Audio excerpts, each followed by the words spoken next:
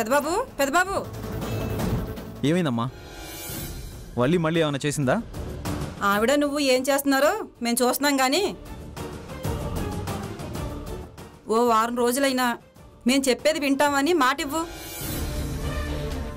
అత్తా, నేను గెలుస్తానని మీరు ముందే ఊహించేశారా? నీ నమ్మకం కోసమే నువ్వే అన్నావు కదా, అర్థమైంది కదా. అది సంగతి. అందుకే న్యాయంగా ఉండాలని పెదబాబుతో మాట్లాడుతున్నాను.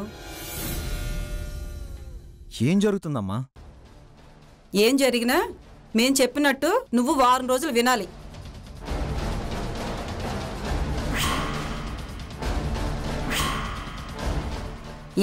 అంత ఆలోచిస్తున్నావు?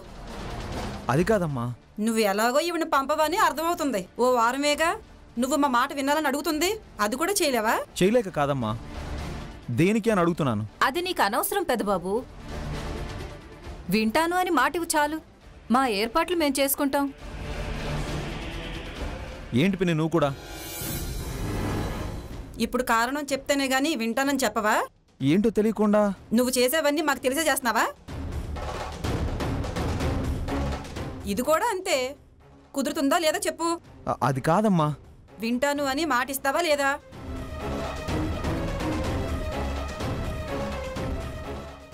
సరే.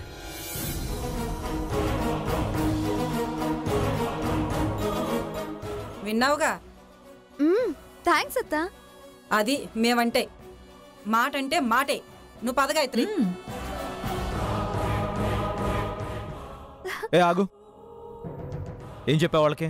నీతో 25 రోజులు, అత్తలతో వారం రోజులు పెనిమిటి. ఏంటి? చిన్న ఆట. వస్తాను.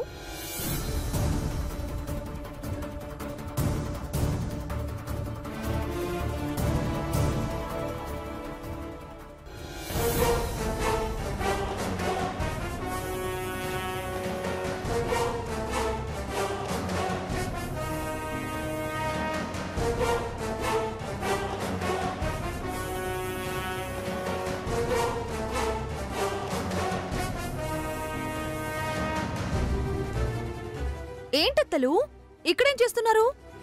మాకేవో 1.25 లక్ష ఉంటాయి, అవన్నీ నీకెందుకులే. కానీ